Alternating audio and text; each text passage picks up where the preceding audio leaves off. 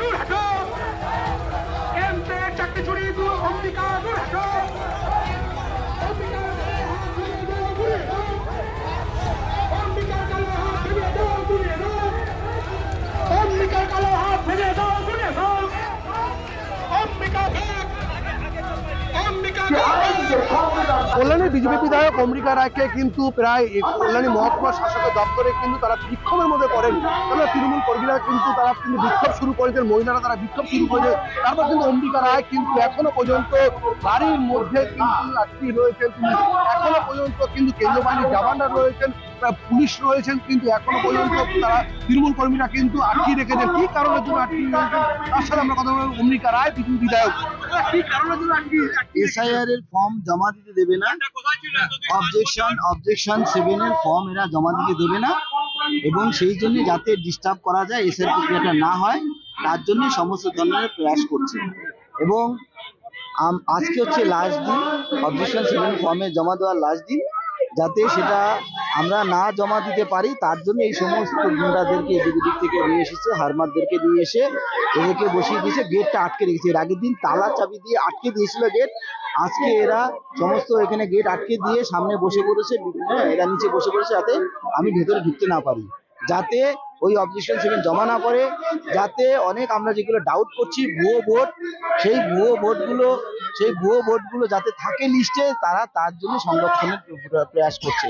এবং পুলিশ কোনো ধরনের সহযোগিতা করছে না। আমি এসপিকে জানিয়েছি, নদের এসপি হেডকোয়ার্টার কল্যাণীতে বসে, তাকে আমি জানিয়েছি, বাট তিনি কিছু করছে না। সে এদেরকে খালি করানোর জন্য আমাকে যেতে দেওয়ার যে প্যাসেজটা, সেই যেতে দেওয়ার প্যাসেজটাকে ব্যবস্থা করছে না। একটা অভিযোগ করছেন, তারা একটা অভিযোগ করছেন যে 7 নম্বর ফরম, যেটা হচ্ছে এসআইআর যে 7 নম্বর ফরম নিয়ে, সেটা নিয়ে তারা কিন্তু বিক্ষোভ করছেন। কি বলবেন?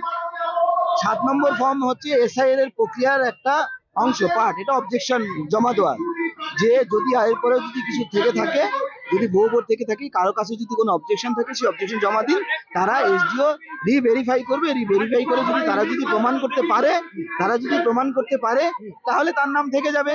আর যদি প্রমাণ না করতে পারে তাহলে এরা করতে পারবে না। দেখুন উল্টোপাল্টা কথা বলছে। এই হচ্ছে এদের ব্যাপার। আপনারা আটকালো কেন? আমাকে আটকাচ্ছে, আমি অবজেকশন ফর্ম জমা দিতে যাচ্ছি, তাই জন্য আটকাচ্ছে। অবজেকশন 7 আমরা ফর্ম জমা দিতে যাবো, এরা জমা দিতে দেবে না। ইলেকশন কমিশন অফ ইন্ডিয়ার প্রক্রিয়া, সেটাকে এরা করতে দেবে না। এরা কমপ্লিট নৈরাজ্য, ললেসনেস করে রেখেছে, এবং সেই কল্যাণী ললেসনেস করে রেখেছে। এখানে কোনো আইন নেই, পুলিশ কোনো কিছু করছে না। পুলিশ এদেরকে সংরক্ষণ দিয়ে এদেরকে যাতে আটকানো যায় তার প্রয়াস করছে। এখানে যে তৃণমূল কর্মী তাদের সাথে কথা বলবো। দেখা গেছে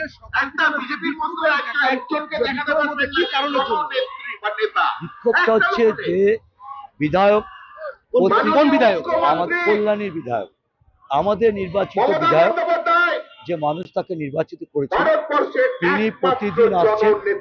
কয়েকদিন ধরে দেখছি আমরা গোছা ফর্ম নিয়ে আসছেন। 7 নম্বর ফর্ম, ভোট কাটার ফর্ম, এত সহজ ফর্ম নিয়ে আসছেন জমা দিতে।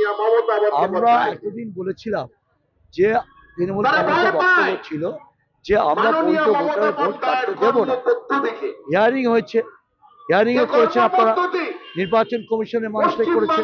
হিয়ারিং হওয়ার পর মানুষকে দাঁড় করিয়ে দেওয়া হয়েছে।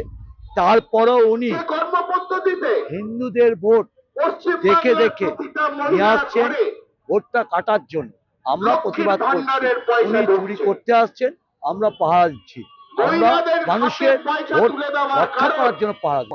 আমরা আমাদের মানুষকে সাথে নিয়ে মমতা বন্দ্যোপাধ্যায়কে তুলে দেবো।